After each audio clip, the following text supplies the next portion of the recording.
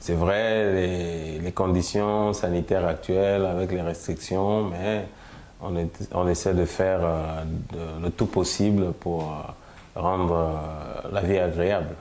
Bon, après, pour les personnalités, moi, je ne veux pas m'aventurer sur les autres. Moi, je veux peut-être parler de ceux que... Comment est-ce que vous avez vécu la crise? J'ai vécu la crise comme tout le monde. Ça a été vraiment quelque chose de terrible parce que quelque chose qui vient stopper le cours de la vie, le cours des choses.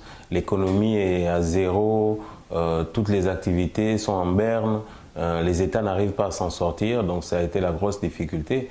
Mais moi, je voudrais dire que pour moi, je pense que ça devrait être la plus grosse opportunité qu'on ait jamais eue pour pouvoir regarder les choses autrement, pour pouvoir organiser les choses autrement que par le passé.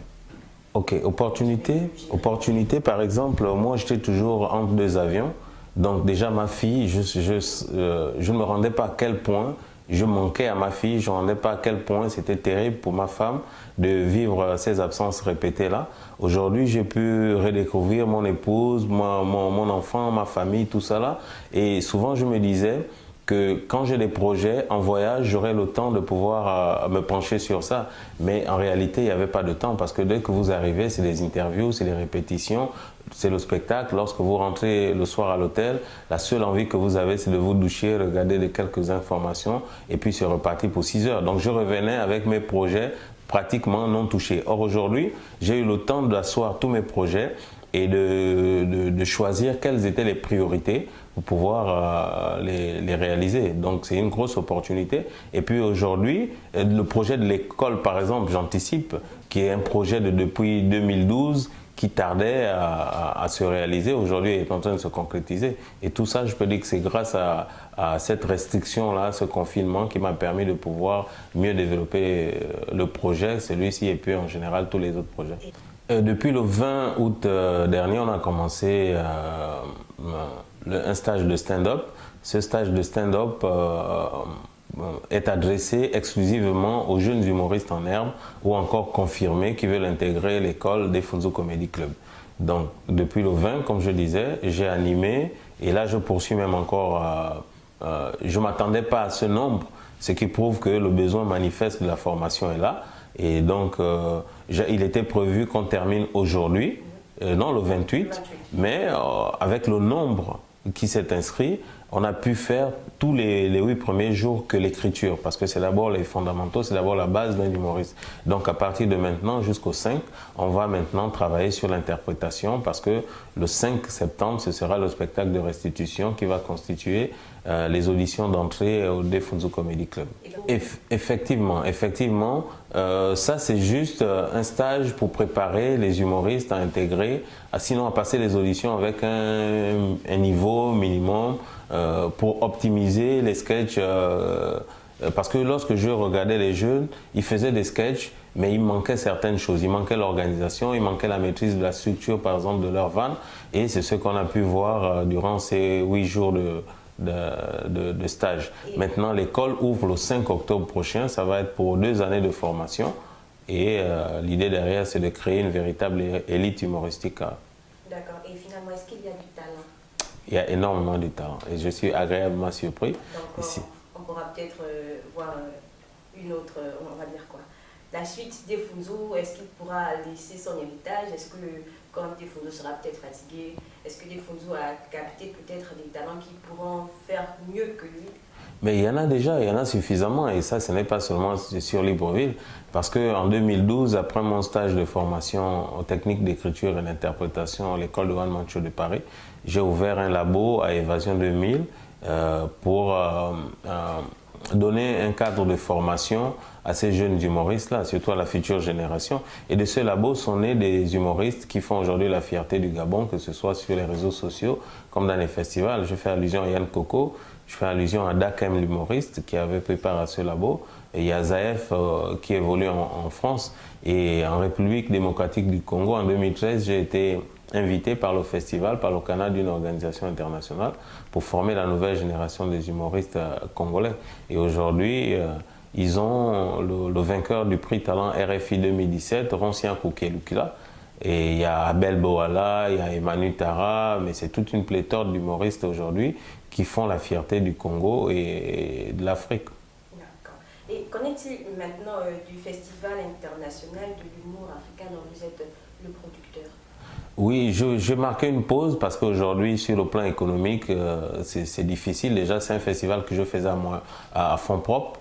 Je n'ai pas eu d'accompagnement proprement dit. Chaque année, je devais mettre au moins 15 millions de francs CFA pour pouvoir faire en sorte que le festival se fasse. Mais maintenant, au niveau des attentes, pour le public, ça a été pratiquement le gros soutien parce que le public répondait toujours présent. Mais sauf que derrière, financièrement, je m'épuisais chaque année et c'est pourquoi c'est un festival qui s'est déroulé en dents de scie.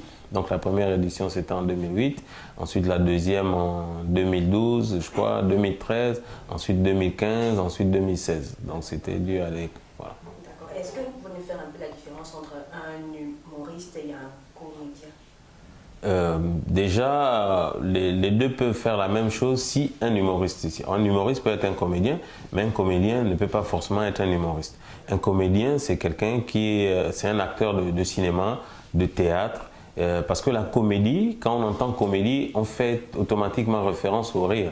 Mais la comédie, c'est interpréter la société, les humeurs, les émotions, c'est ça la comédie. Quelqu'un qui joue même dans un film dramatique, il fait de la comédie parce que c'est pas lui-même qui est en train de vivre ça.